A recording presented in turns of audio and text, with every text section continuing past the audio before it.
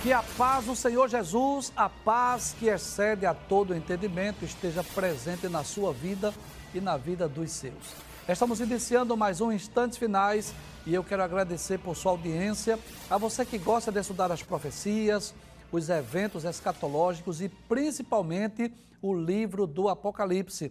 Que Deus te abençoe, que Deus abençoe você e a sua família. Seja muito bem-vindo aos Instantes Finais. Lembrando que você pode assistir não só os Instantes Finais, mas toda a programação da Rede Brasil pelo YouTube e também pelo site www.iadpeplay.org.br. Inclusive no YouTube são dois canais diferentes, né? Tem o Rede Brasil Oficial e o IEADP Oficial. Se você deseja entrar em contato conosco, enviar a sua mensagem, a sua pergunta, a sua crítica, a sua opinião, a sua sugestão, anote aí o número 994661010. Se você está diariamente assistindo ao nosso programa, você sabe que nós estamos estudando o livro do Apocalipse.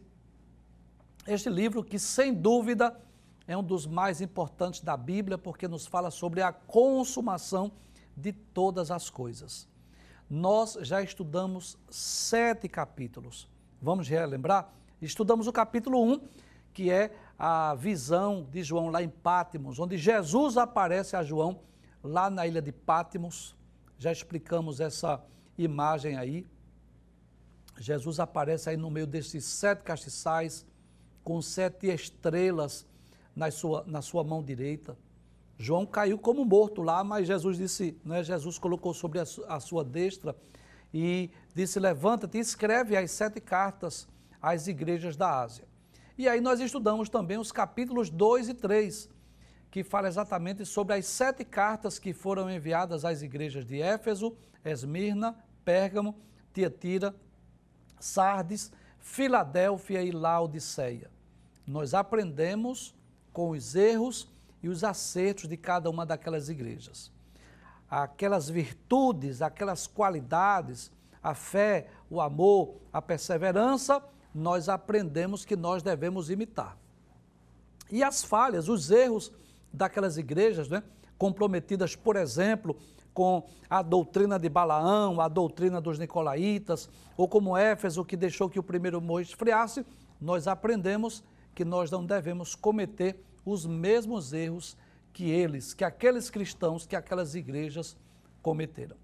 Estudamos o capítulo de número 4, esta imagem, essa visão gloriosa. Claro, isso é uma imagem meramente ilustrativa, mas para nós termos uma ideia daquilo que João viu, o trono da majestade divina. João viu uma porta aberta no céu, ouviu uma voz dizendo assim: subi cá, e ele teve um arrebatamento de espírito e teve essa visão gloriosa, maravilhosa do trono da majestade. E não só o trono de Deus, ele viu ao redor do trono 24 tronos, ele viu 4 animais. Nós já explicamos cada uma dessas simbologias, o significado desta visão. Estudamos o capítulo de número 5, que é o livro selado com 7 selos. João viu nesta visão que na mão direita de Deus tinha um livro selado com 7 selos, que ninguém era digno de abrir o livro, nem de desatar seus selos, nem mesmo de olhar para ele. E o texto diz: João chorava muito, porque ninguém fora achado digno de abrir o livro e nem de desatar os selos. Mas ele ouviu a voz de um dos anciãos dizendo assim: não chores, eis aqui o leão da tribo de Judá, a raiz de Davi, que venceu para abrir o livro e desatar os seus 7 selos. Então, nós vamos perceber no capítulo de número 6, que inicia a abertura dos selos. Pode passar, por favor? Isso. Então, o capítulo de número 6 fala sobre a abertura dos 6 primeiros selos. Vamos relembrar? O primeiro selo, aparece um cavalo branco, que representa a falsa paz, e o cavaleiro representa o anticristo. O segundo cavalo é o cavalo vermelho, que representa a guerra. O terceiro cavalo é o cavalo preto, que representa a fome. O quarto cavalo é o cavalo amarelo, que representa a morte. O quinto selo foi exatamente a perseguição aos servos de Deus, os mártires que aparecem lá debaixo do altar. E no sexto selo, que é a ira de Deus que é derramada sobre os homens, inclusive aquele texto que nós já estudamos, que os ricos, os tribunos e os poderosos, né, se esconderam nas cavernas das rochas e diziam aos montes e rochedos: caí sobre nós e escondei-nos do rosto daquele que está sentado no trono e da ira do Cordeiro, porque é vindo o grande dia da sua ira. Isto foi o que nós estudamos no capítulo de número 6. Veja que coisa interessante. Acompanhe o raciocínio, que isso vai ser importante para a aula de hoje. Nós percebemos que no capítulo de número 5, João viu um livro selado com 7 selos. Mas no capítulo 6, nós percebemos que só foram abertos 6 selos. Capítulo 6. O capítulo 7 é uma espécie de um intervalo, ele está intermediário entre a abertura dos 6 selos e a abertura do 7º selo. 2 temas principais nós estudamos no capítulo de número 7. Primeiro, os israelitas fiéis são salvos de perigos iminentes.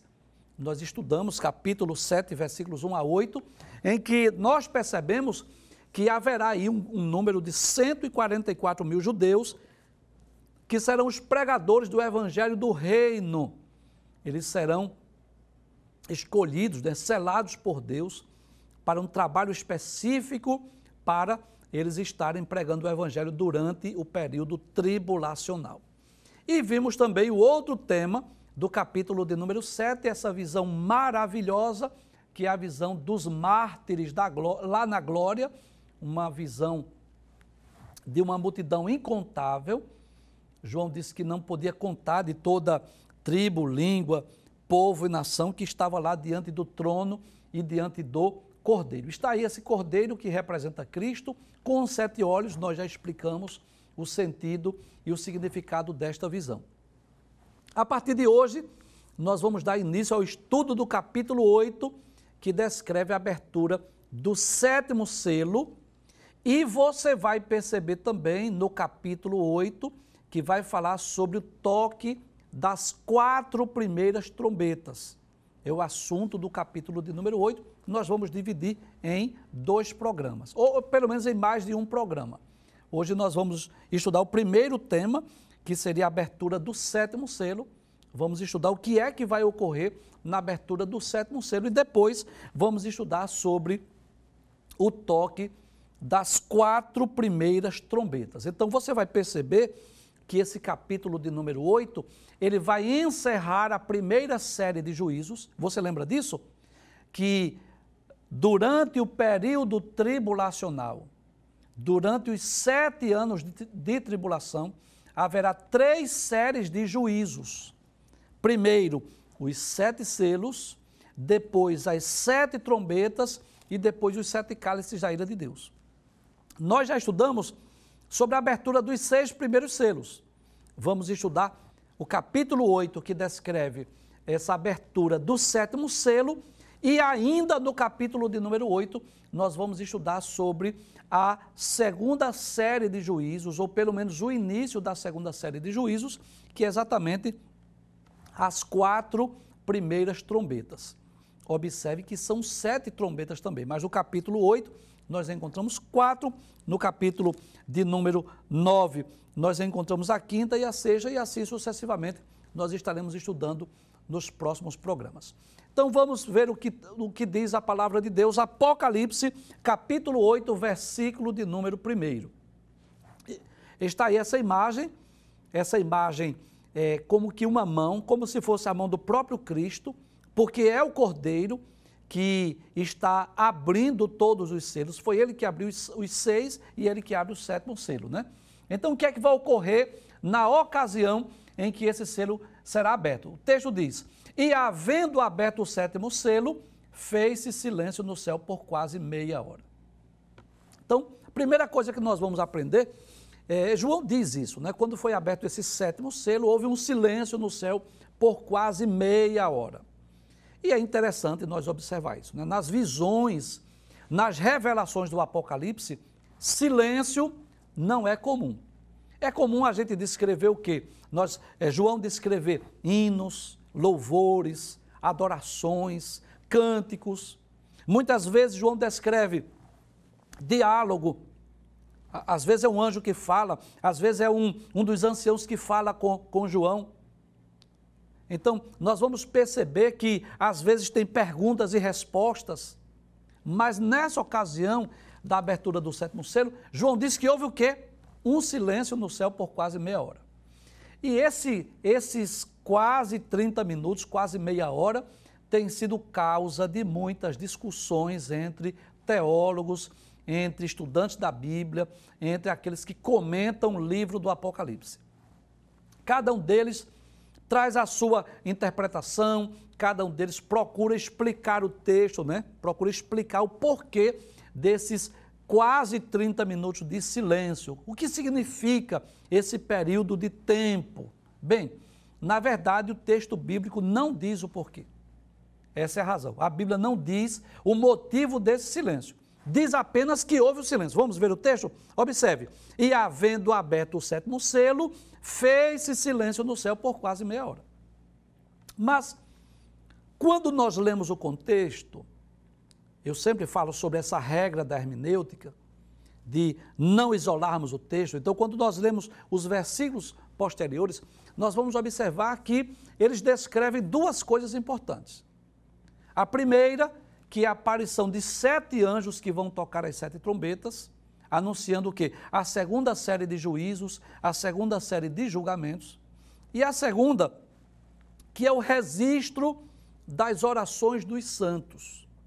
Capítulo de número 8 é um dos textos que destaca a oração dos santos. Nós vamos explicar sobre isso daqui a pouco. Então, o que é que nós entendemos? Professor, qual é a sua interpretação desses quase 30 minutos de silêncio? Pelo contexto, nós vamos perceber que esse silêncio não tem necessariamente um sentido profético, escatológico, não é nada futuro que vai acontecer, não. Nós vamos perceber como um momento de uma expectativa. É como se houvesse um intervalo de tempo entre uma revelação e outra. João diz isso, Havendo aberto o 7º selo, fez-se silêncio no céu por quase meia hora. Se houvesse um significado profético, escatológico, futuro, com certeza o texto nos daria margem para isso, haveria alguma explicação para isso, mas o texto simplesmente não fala. Então, nós preferimos crer assim. Quando eu digo nós, estou dizendo que fazemos parte do grupo de teólogos que entendem que não existe um significado profético nem escatológico, e sim um intervalo de tempo entre uma visão e outra, entre uma revelação e outra que João teve no livro do Apocalipse. Vamos voltar ao texto? Veja o que diz o versículo de número 2. Diz: E vi 7 anjos que estavam diante de Deus, e foram-lhes dadas 7 trombetas. Então, nós já explicamos em programas anteriores, é só para você relembrar, recapitular. No período da grande tribulação, haverá 3 séries de juízos, 3 séries de julgamentos. Primeiro, a abertura dos 7 selos, que é o próprio Jesus quem abre os selos, nós já explicamos sobre isso. Depois, o toque de 7 trombetas, que são anjos, são seres angelicais, que vão tocar as 7 trombetas, e depois outros 7 anjos que vão derramar os 7 cálices da ira de Deus sobre a terra. Então, esses 7 anjos que aparecem aí no versículo 2, na verdade, são anjos que vão tocar as 7 trombetas, anunciando a segunda série de juízo sobre a terra. Nós vamos estudar mais detalhadamente uma dessas trombetas, cada um desses juízos, desses julgamentos. Mas eu posso antecipar e posso dizer que as 4 primeiras trombetas vão falar de catástrofes naturais, que vão atingir a terra, que vai atingir o mar, que vai atingir os rios, que vai atingir os astros. E as 3 últimas descrevem sofrimentos que vão ser impostos diretamente aos homens. Mas não vamos antecipar hoje. A partir do próximo programa, se Deus assim nos permitir, nós vamos voltar a explicar cada um desses juízos, cada um desses julgamentos que ocorrerão na terra quando os 7 anjos tocarem as suas trombetas. Vamos voltar ao texto mais uma vez? Aí diz: E vi os 7 anjos que estavam diante de Deus, e foram-lhes dadas 7 trombetas. Versículo 3 agora. Aí diz, e veio outro anjo e pôs-se junto ao altar. Então, observe que mais uma vez aí aparece outro ser angelical. E isso é muito comum no livro do Apocalipse. Há muita aparição de seres angelicais. Inclusive, isso é uma das características da literatura apocalíptica. E é interessante que o pastor Severino Pedro da Silva, no seu livro Apocalipse, versículo por versículo, ele diz isso. Que no Novo Testamento, os anjos aparecem 175 vezes.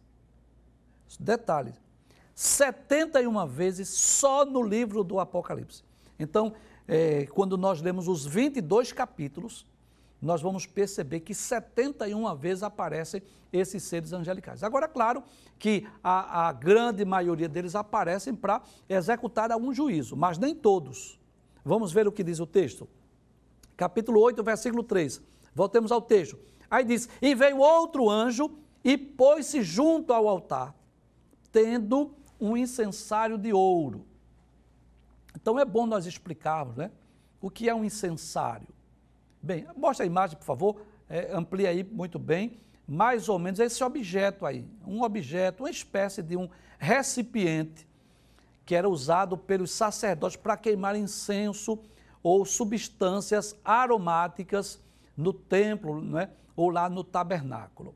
Então, na realidade, eram os sacerdotes que usavam lá no templo ou lá no tabernáculo esse objeto, esse utensílio aí, onde colocava as brasas com as substâncias aromáticas, para que quando as brasas, o fogo, queimasse aquelas substâncias aromáticas, subisse aquela fumaça, aquele aroma agradável à presença de Deus.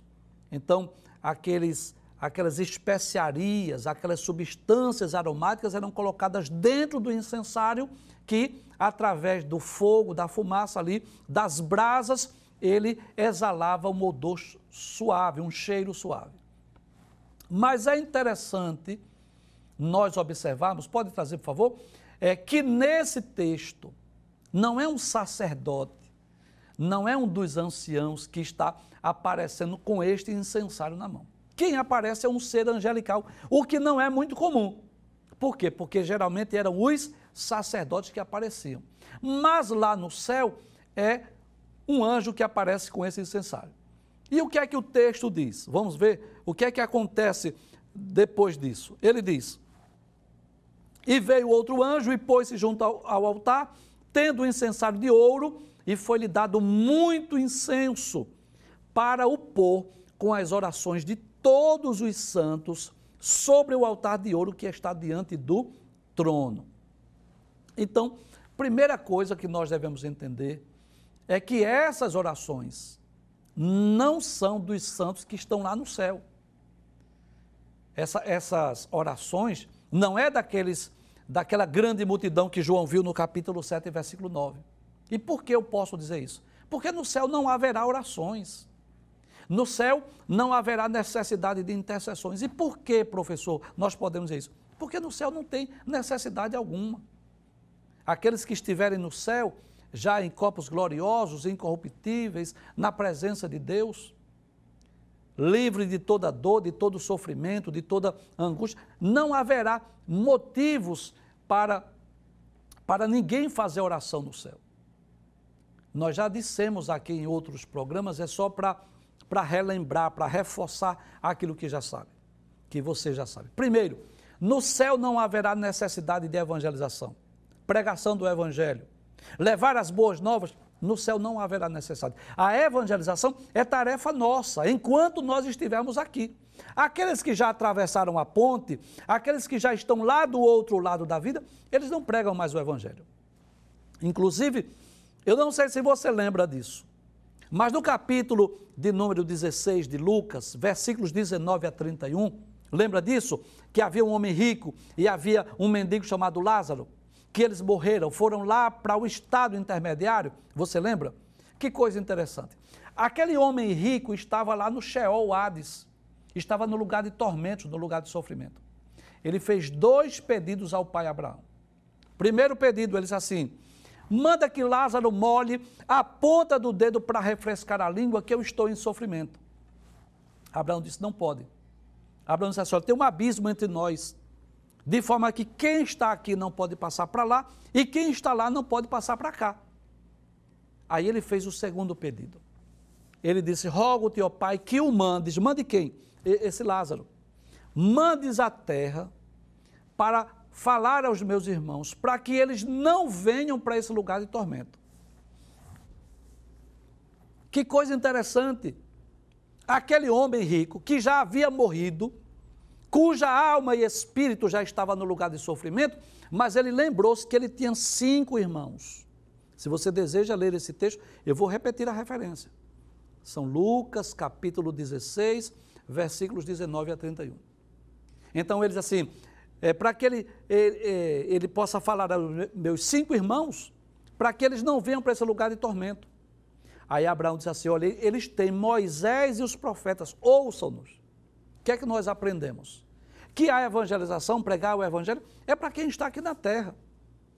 Observe que Lázaro já havia morrido e não tinha mais como ele voltar para pregar o evangelho. Então, no céu não haverá mais necessidade de evangelização. Segundo, no céu não haverá mais dons espirituais. Paulo deixa isso bem claro. Quando Paulo escreve a primeira carta aos Coríntios, capítulo de número 13, onde Paulo vai falar sobre a excelência, a suprema excelência do amor. Capítulo 13 da primeira carta aos Coríntios, versículo de número 8 em diante, veja o que Paulo diz. O amor nunca falha, mas, havendo profecia, serão aniquiladas. O que é que Paulo está dizendo? Vai haver um momento que a profecia deixará de existir. Aí ele diz, havendo línguas, cessarão. Ou seja, o dom de variedade de línguas também vai cessar. Havendo ciência, ciência é o que é aqui? O dom da palavra da ciência. Ele diz, também vai desaparecer, porque em partes conhecemos e em parte profetizamos. Mas, quando vier o que é perfeito, o que é vir o que é perfeito? Nós cremos assim. Vir o que é perfeito quando nós estivermos numa outra dimensão, quando nós estivermos do outro lado da vida, quando nós estivermos no céu, na presença de Deus, né? Aí ele diz, quando vier o que é perfeito, então o que é em parte será aniquilado. Então nós cremos também que no céu não vai haver necessidade de evangelização, não vai haver necessidade de dons espirituais. No céu não vai haver nem necessidade de ensino da palavra. No céu nós não vamos precisar de escola dominical, de curso de discipulado, de seminários teológicos. Sabe por quê? Nós já vamos estar na presença de Deus. Nós já estaremos na presença de Cristo. Eu sempre digo isso em sala de aula, que o céu é como se no céu as cortinas dos mistérios fossem abertas. Os mistérios serão revelados. Com certeza, eu digo isso com muita tranquilidade e muita convicção, que muitos textos bíblicos que nós temos dificuldade hoje de compreender, no céu nós teremos o esclarecimento dessa verdade. Então, no céu não vai haver nem pregação do evangelho, não vai haver dons espirituais, não vai haver ensino da palavra de Deus, e eu posso dizer também que no céu não tem oração, não tem intercessão. Veja que coisa interessante, quando nós lemos a Bíblia, nós vamos perceber que nós temos 3 intercessores. Você sabia disso? Primeiro intercessor é Jesus, que está à destra de Deus, lá em Hebreus capítulo 7, versículo de número 25. Diz isso, Hebreus capítulo 7, versículo 25, diz que Jesus está à destra de Deus e Ele intercede por nós. Deixa eu ler esse texto, capítulo 7, versículo 20. Portanto, pode também salvar perfeitamente os que por Ele se chegam a Deus, vivendo sempre para interceder por eles. Quem é que intercede por nós é Jesus. Em segundo lugar, quem é que intercede por nós? O Espírito Santo. Quando nós não sabemos falar, quando nós não sabemos pedir, clamar, ele intercede por nós com gemidos inexprimíveis. Capítulo 8, versículo 26 da carta ou da epístola aos Romanos. Diz assim: e da mesma maneira também o Espírito ajuda as nossas fraquezas, porque não sabemos o que havemos de pedir como convém, mas o mesmo Espírito intercede por nós com gemidos inexprimíveis. Então, quem intercede por nós? Jesus. Quem intercede por nós? O Espírito Santo, mas ainda a igreja.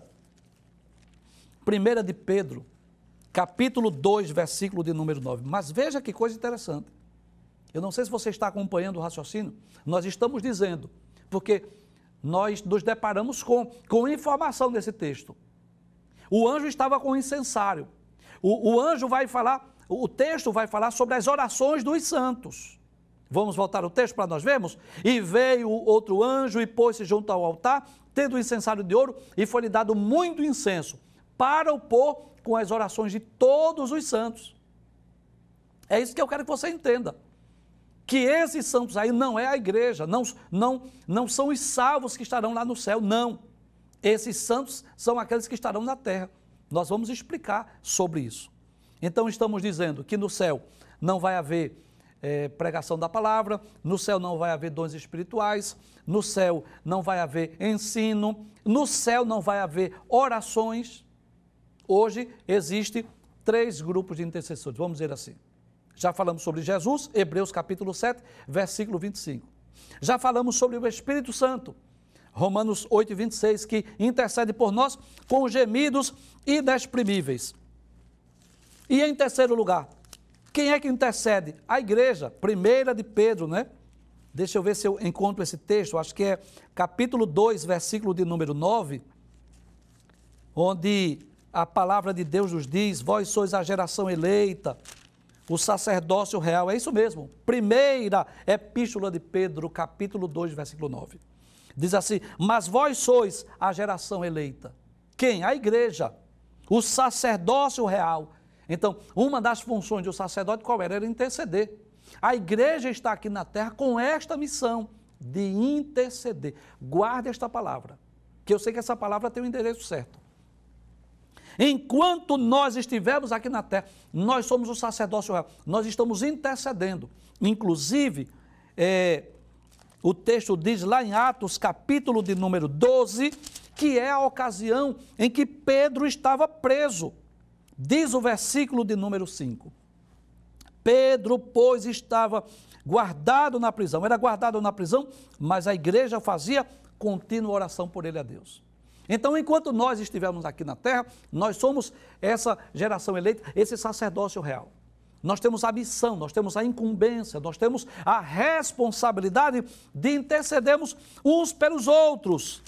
Deixa eu encontrar outro texto, é o apóstolo Paulo escrevendo a Timóteo, no capítulo de número 2, primeira epístola a Timóteo. Veja o que Paulo diz, escrevendo a Timóteo, seu filho da fé. Estamos explicando que enquanto estivermos aqui na terra, nossa missão é interceder pelos homens. Veja o que Paulo diz, primeira epístola a Timóteo, capítulo 2, versículo 1. Admoesto-te, pois, antes de tudo, que se façam deprecações, orações, intercessões e ações de graças por todos os homens. Então veja, nós temos que orar e interceder por todos os homens, mas tem um grupo principal. Mais importante aqui que Paulo diz que nós devemos orar por ele. Diz assim: pelos reis e por todos os que estão em eminência, para que tenhamos uma vida quieta e sossegada em toda a piedade e honestidade. Porque isto é bom e agradável diante de nosso Salvador. Então, nós, enquanto estivermos aqui na terra, nós somos a geração eleita, nós somos o sacerdócio real, nós temos a missão de interceder. Cristo está intercedendo à destra de Deus por nós. Que coisa interessante. O Espírito Santo está dentro de nós, que também intercede por nós com gemidos inexprimíveis, e nós temos essa missão de intercedermos, de orarmos a Deus, de intercedermos pelos homens. Mas que coisa interessante. Quando nós passarmos a ponte, nós não podemos mais interceder. Inclusive, você vai perceber isso lendo a Bíblia, com muito respeito às pessoas de outra religião. Mas você que costuma fazer pedidos a Deus em nome de outras pessoas que não seja Cristo. Paulo diz, 1 de Timóteo, capítulo 2, versículo 5. Só há um Deus e um só mediador entre Deus e os homens, Jesus Cristo, homem. Então, você veja, por exemplo, que nem Jesus e nem os apóstolos nunca ensinaram que nós deveríamos fazer pedido a Deus em nome de alguém. Jesus nunca orou em nome de Moisés, em nome de Elias, em nome de Jeremias. Não. Nenhum dos apóstolos nunca fizeram oração. Por exemplo, não há nenhum registro bíblico de que alguém tenha feito uma prece a Deus em nome da Virgem Maria, por exemplo. A nossa oração deve ser a Deus, o Pai, em nome de Jesus. Este é o modelo bíblico. Então, nós vamos perceber no versículo de número 3, que o texto diz, e foi-lhe dado muito incenso para o pôr com as orações de todos os santos. Que santos são esses? Não é os que estão no céu, mas aqueles que estão na terra, sobre o altar de ouro que está diante do trono. Então, são os santos que estiverem na terra. Vejamos o que diz o versículo de número 4. Diz, e a fumaça do incenso subiu com as orações dos santos, desde a mão do anjo até diante de Deus. Então o texto mostra isso claramente. A fumaça do incenso, eu não disse isso, que o incensário era um lugar que colocava brasas com as especiarias aromáticas, que essa fumaça trazia um odor agradável, um cheiro suave. Agora estava subindo com as orações dos santos. Nós já falamos dos santos que estão aqui na terra. Aí você vai perguntar, quem são esses santos? Se a igreja foi arrebatada, de quem são essas orações? Com certeza, dos crentes que se converteram na terra no período da grande tribulação. Você pode perguntar então, e haverá santos na terra durante o período da grande tribulação? Sim, agora não é a igreja. A igreja já foi arrebatada antes desse período tribulacional. A igreja foi poupada, preservada da ira de Deus sobre a terra. Mas aqueles que vão se converter depois do rapto da igreja, através de quê? Da pregação dos 144 mil judeus. Nós já explicamos sobre isso, capítulo de número 7 do livro do Apocalipse. Então, nesse período, essas pessoas que se converterem durante esse período estarão enfrentando grandes perseguições, tanto por parte do anticristo, que é o líder político, como do falso profeta, que é o líder religioso. Então, duas coisas irão ocorrer com os crentes que estiverem na terra: perseguição e oração. Então, veja, virá perseguição por parte do anticristo. Observe, capítulo 13, versículo 7 diz isso. Foi-lhe permitido fazer guerra aos santos e vencê-los.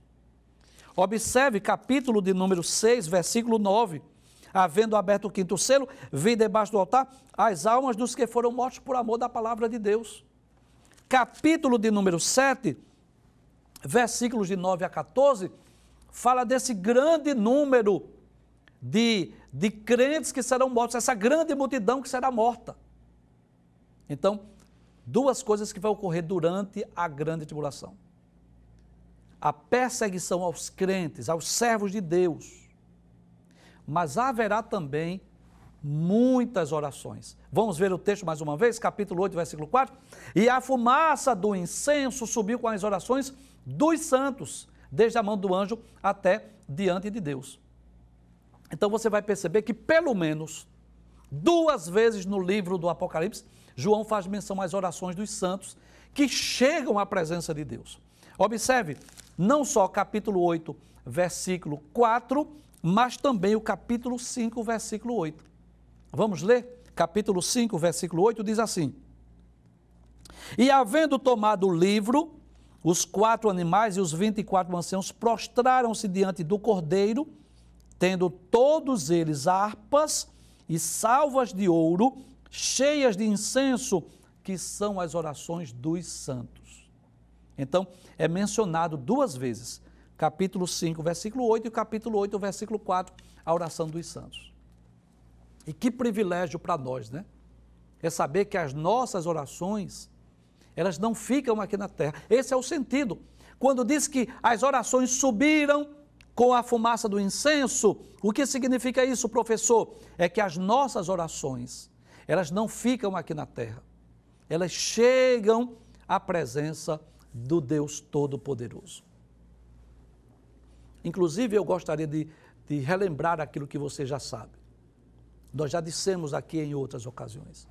Sem dúvida, este é um dos maiores privilégios da vida cristã.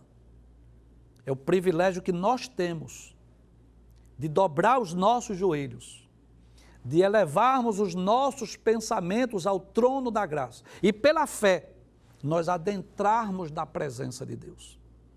Talvez você seja uma pessoa pobre, talvez você seja uma pessoa que não tem influência, talvez você não tenha amigos que tenham posições privilegiadas ou de destaque. Talvez você até esteja se sentindo alguém sozinho no mundo. Mas eu quero te dizer, à luz da Bíblia Sagrada, que quando nós dobramos os nossos joelhos e pela fé adentramos a presença do Deus Todo-Poderoso, nós estamos falando com aquele que controla o universo, como aquele que é criador, sustentador, provedor e mantenedor de todas as coisas. E o melhor de tudo é saber que as nossas orações, elas não ficam aqui na terra, elas sobem, elas chegam ao trono da graça. Vamos reler mais uma vez o versículo 4. E a fumaça do incenso subiu com as orações dos santos, desde a mão do anjo até diante de Deus. Finalmente, o versículo 5, que é o último texto que nós vamos explicar hoje. Mas antes, deixa eu explicar algo aqui. Veja que coisa interessante. Esse texto, esse assunto que nós estamos estudando, veja o título aí, a abertura do 7º selo. Então, que coisa interessante. Nós dissemos que são 3 séries de juízos, 7 selos, 7 trombetas e 7 taças. E veja que na abertura dos 6 selos, houve julgamento, houve juízo. Vamos relembrar? Houve a falsa paz? Houve. Mas logo depois veio a guerra, logo depois veio a fome, logo depois veio a morte, depois veio o martírio dos santos, os santos que foram martirizados, depois a ira de Deus sobre a terra, a ponto dos homens clamarem, não é? Dizendo aos montes e aos rochedos, caí sobre nós, escondei-nos da ira do Cordeiro, daquele que está sentado no trono. Então, claro que na ocasião da abertura do 7º selo, teria que vir algum tipo de juízo também, algum tipo de julgamento. E onde está o juízo ou julgamento? No capítulo de número 8, agora no versículo 5. Abra o texto para nós lermos, por favor. Diz assim, e o anjo tomou o incensário, aquele incensário lá, que estava cheio de brasa, ele encheu de fogo lá do altar e lançou sobre a terra. Então, que coisa interessante, né? É como se fosse o resultado das orações. Diz assim, lançou sobre a terra e houve depois vozes e trovões e relâmpagos e terremotos. Eu posso dizer, como resposta das orações dos santos, os santos que estavam sendo perseguidos da terra, clamando, orando a Deus, a oração chegou lá. O anjo lançou fogo sobre a terra e houve trovões, e houve relâmpagos, e houve terremotos, como sinais de advertência do julgamento de Deus que se aproxima. Então, com certeza, essas orações dos santos, mencionadas aqui no capítulo de número 8, dos santos que aqui na terra, durante a grande tribulação, eu já disse, não é a igreja, é os santos que estiverem na terra, vão estar clamando, orando, suplicando, buscando a Deus, e como resposta às suas orações, o anjo vai lançar fogo sobre a terra e virão trovões, relâmpagos e terremotos.